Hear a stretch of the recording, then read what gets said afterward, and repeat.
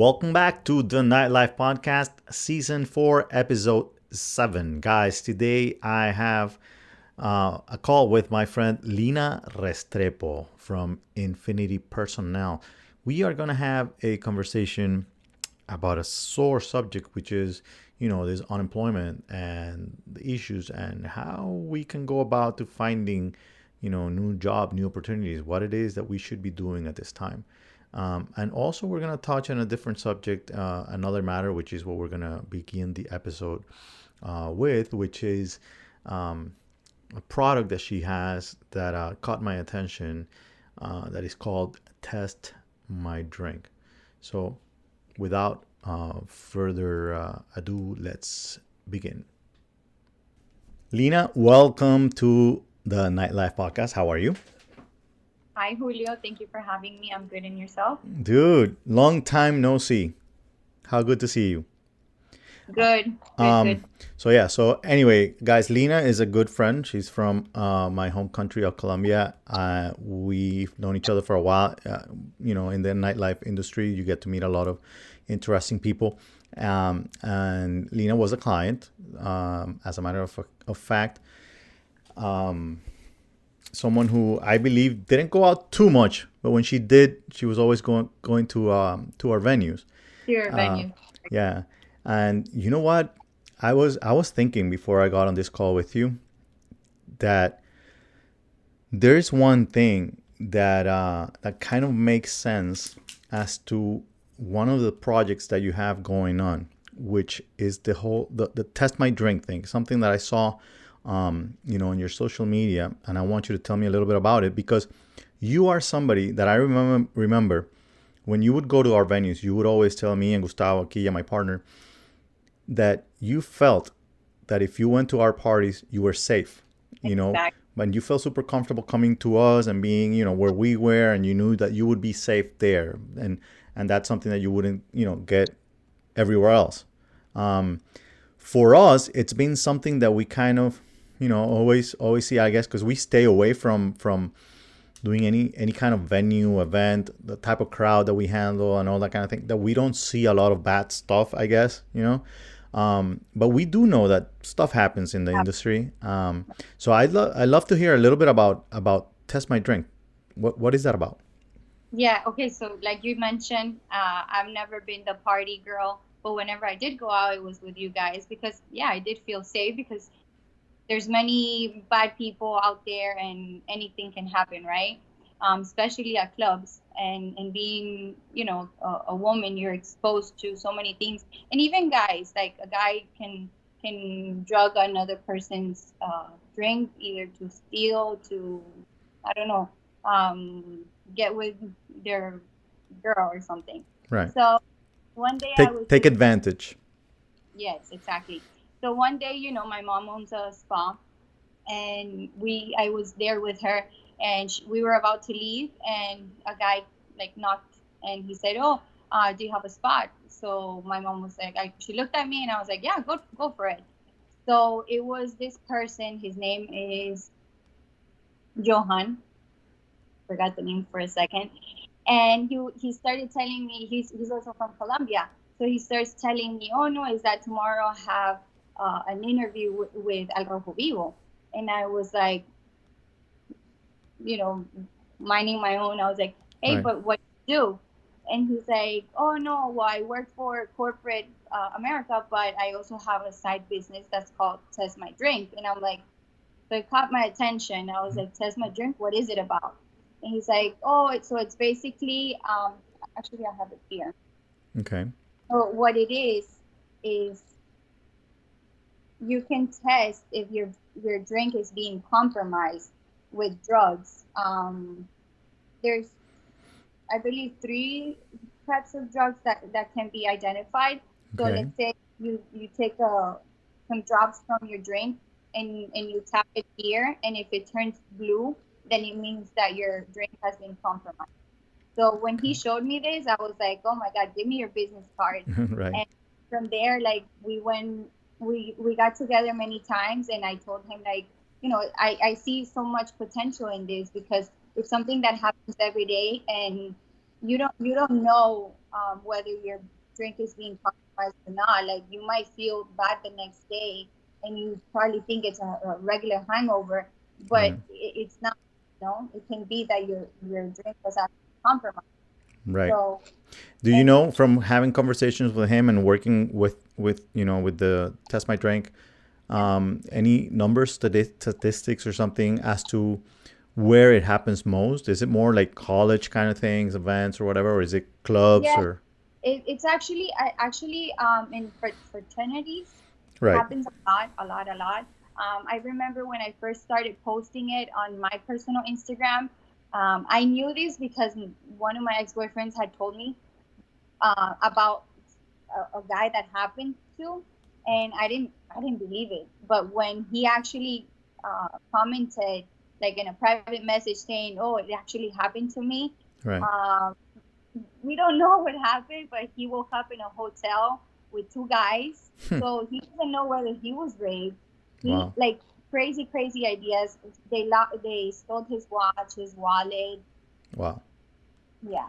Yeah, I So know. I know of friends who've been out in the very late hours when they should be home sleeping, and have found themselves in similar situations from meeting people they didn't know or giving somebody a ride or like the right. craziest stories that you would never believe. And you know, believe it or not, most of the stories that I have heard, it's been guys that have been, Yeah, definitely, taken advantage definitely. of. Well, as a matter of fact, out of all the things that I do, I like to go to orphanages in Colombia with another organization that I have, Friends for Global Change. Okay. And so we go to an orphanage in Colombia, and it's for kids that they're like it's called an orphanage, but they have either their mom or their dad alive, but they're just there because they were raped by their parents, they Oh, were raped by somebody close. And when we were talking to the person in charge of the facility, she says that boys get raped more than girls do, right. because a girl is gonna talk, a guy is not gonna talk. Mm, So and with this, it's true. Like you might not say like, oh, I was raped by a guy, but a girl is definitely gonna say that. right. It might be still hard to say, but they will come out at some point in time. Yeah. Especially now, they're coming out a lot more. Wow, it's crazy. And I also hear that it's more common to come from somebody in the family or close to the people, right? That's so Which is, crazy. it's crazy. I know. What's the name of the movie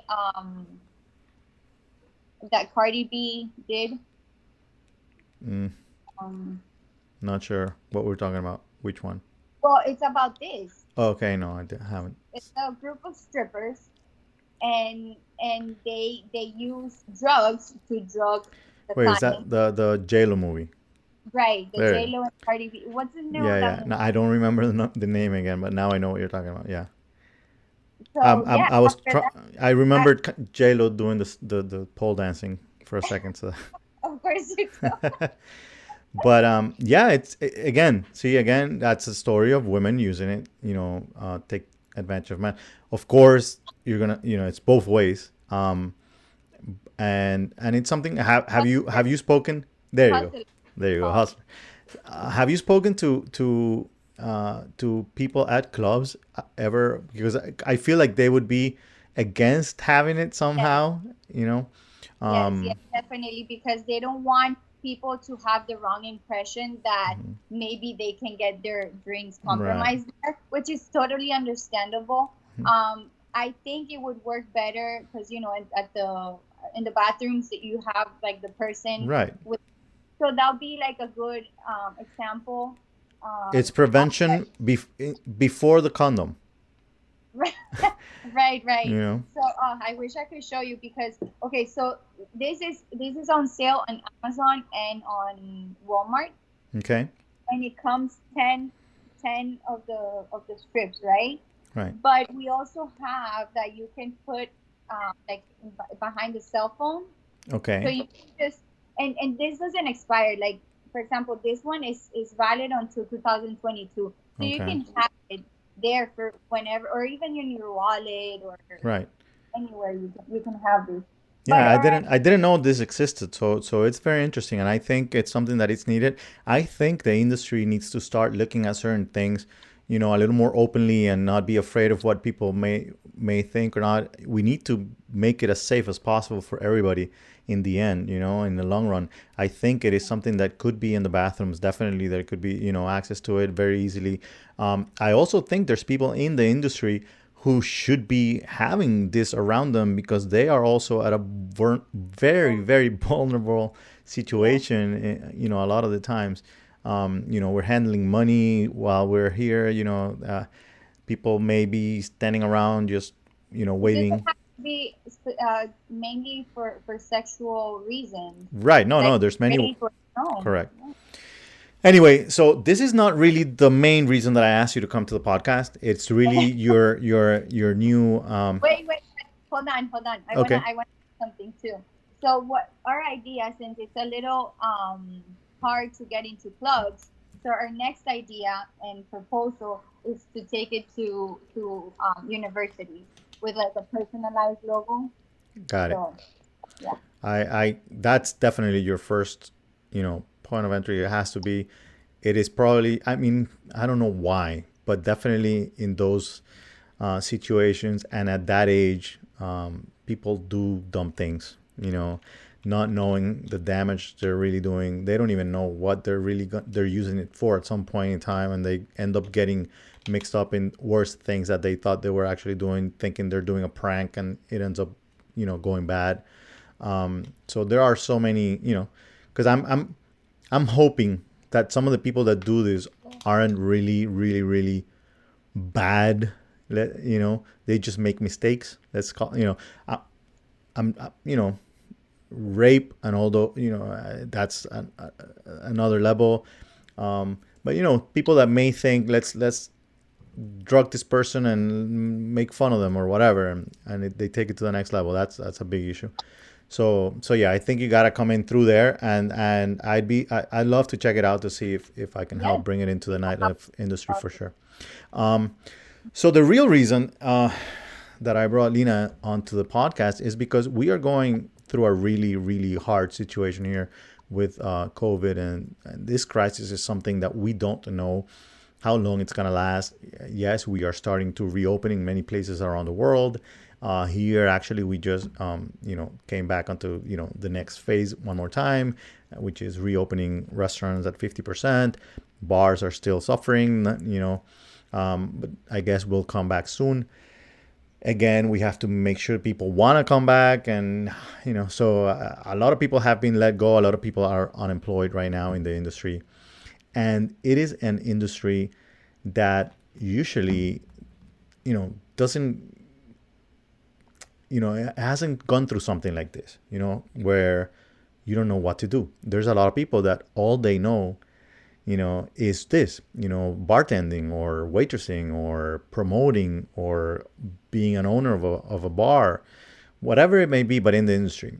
And so you find yourselves in a situation where when everybody else could probably say, hey, if you lost this job, you can easily find this other, you may be in a situation where it's a little complicated when maybe your strong suit, your forte is, flair and throwing drinks up in the air or making the best drinks when drinks are not being sold, right? So yeah, so tell us a little bit about what you do with Infinity Personnel. Okay, so Infinity Personnel is an employment agency Mm-hmm. that I created 3 years ago, and I've been very blessed to work with many different industry. I have a team of four, and we each specialize in like a different um, industry. Mm-hmm. I do know that the entertainment industry has been severely impacted um, for many reasons, obviously. And one of the things that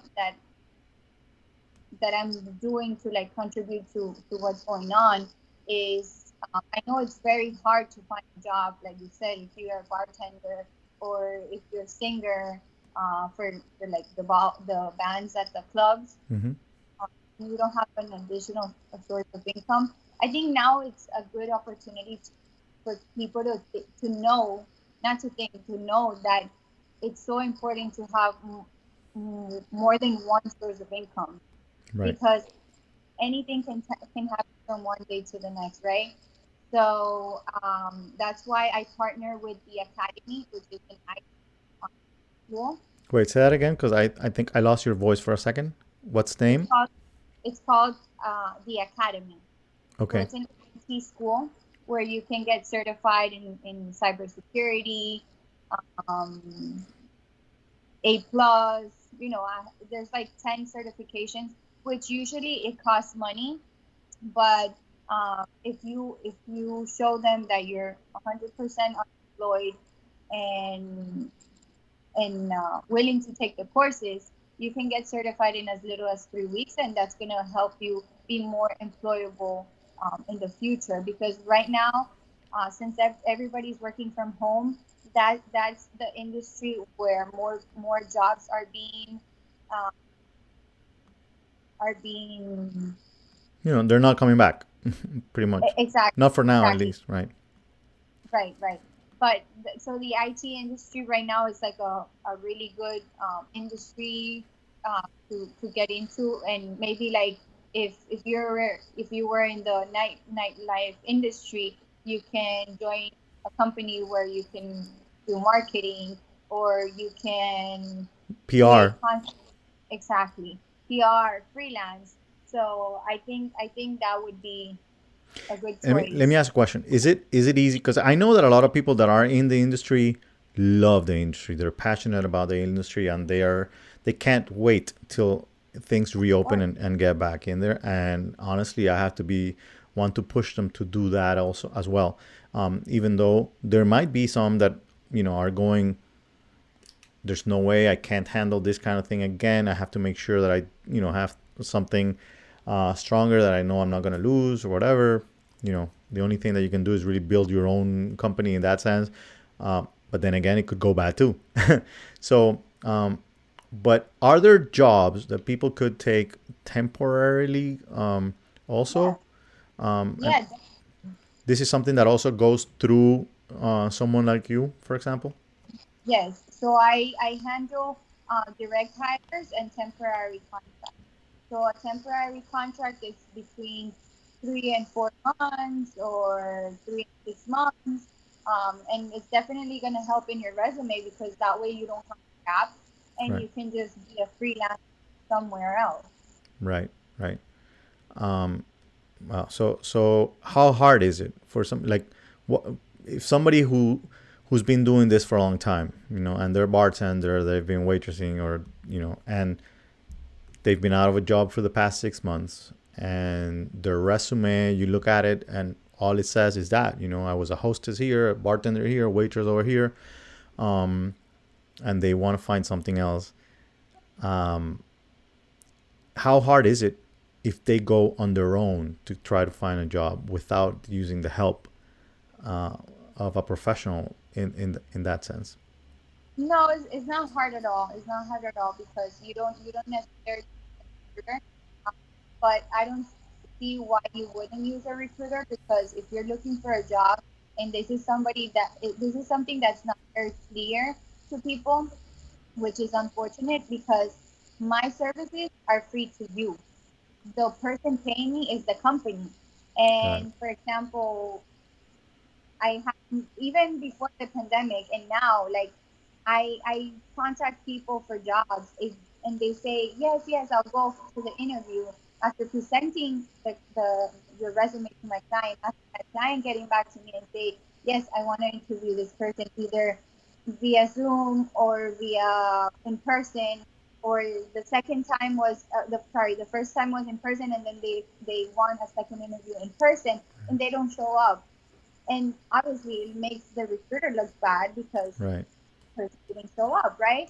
But at the same time, it's like I get frustrated, because it's a free service to you. Take advantage of that, because Right. I send you tips, I review your resume, I help you build your resume. If I see something that doesn't match on your resume, I'm gonna be that person that's gonna help you create a strong resume for your next job. Right.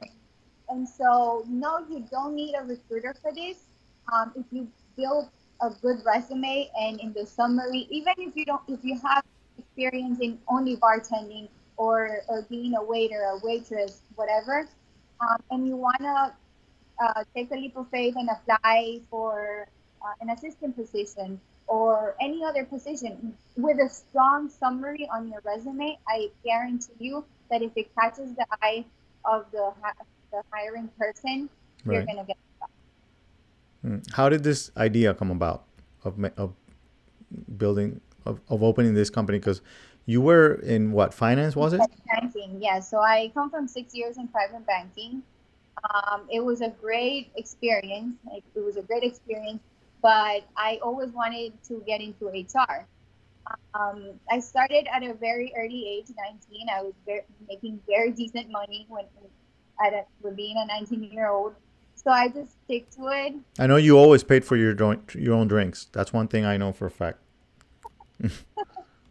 So, so, um, so I stuck with banking, and then 2 years ago so I always had the contact with recruiters because changing from job to job, I was using a financial recruiter, Okay. and that always caught my attention. So 2 years ago, I started doing my own research because my dad, he has cancer. Right. So at the time, like obviously, I wanted to be, and thankfully to this day, I'm always there whenever he has a doctor's appointment or if he has a surgery or anything.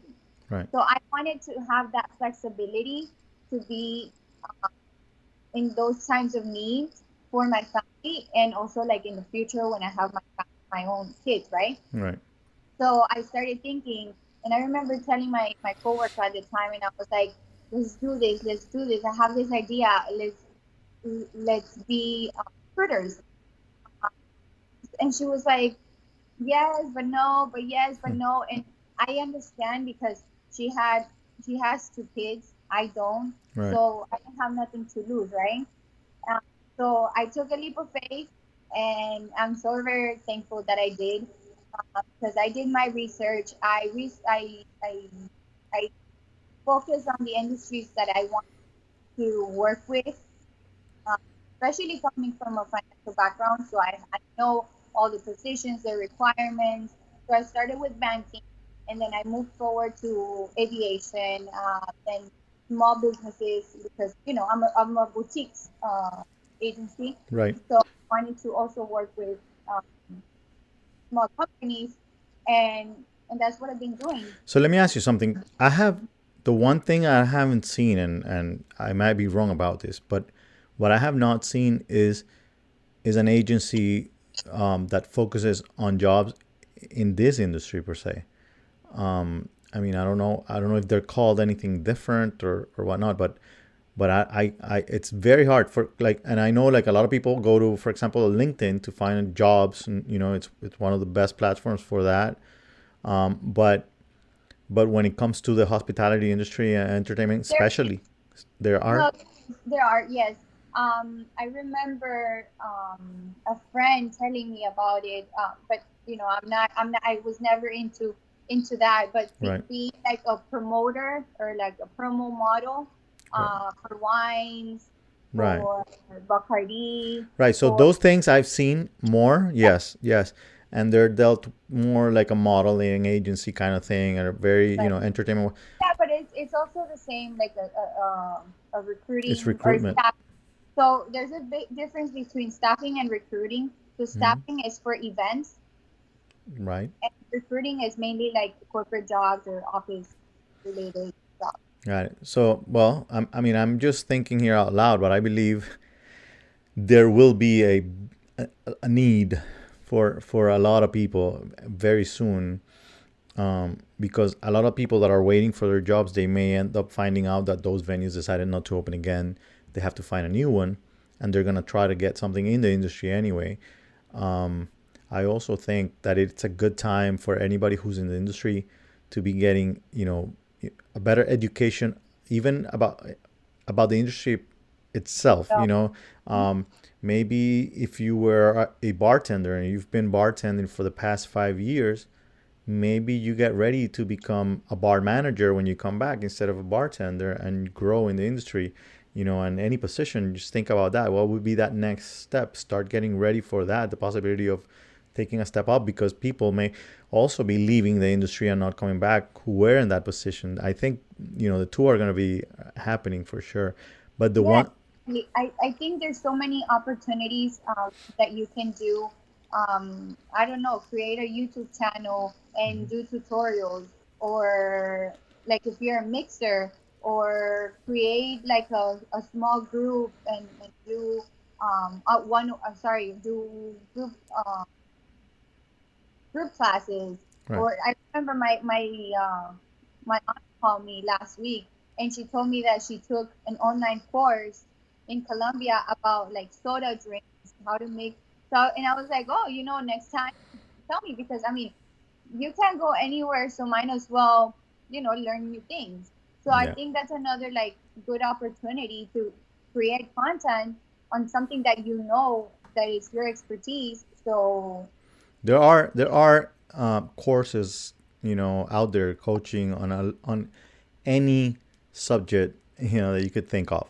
yeah, In fact, Nightlife University, what I'm going to do now is I'm going to open that opportunity for you. If you guys have something, a talent in the industry that you think you can teach and you can bring to the table, and we can help others get better at that craft, I'll open the door. We'll check it out. Make sure that that it's par with the university, and that it's a good product, and we can actually help other people. And I'd be glad to bring it on, because yeah, it's at this time we have to be doing something. We can't just be sitting down waiting, reading expecting help from the government, and just sitting down, and that cannot be is it.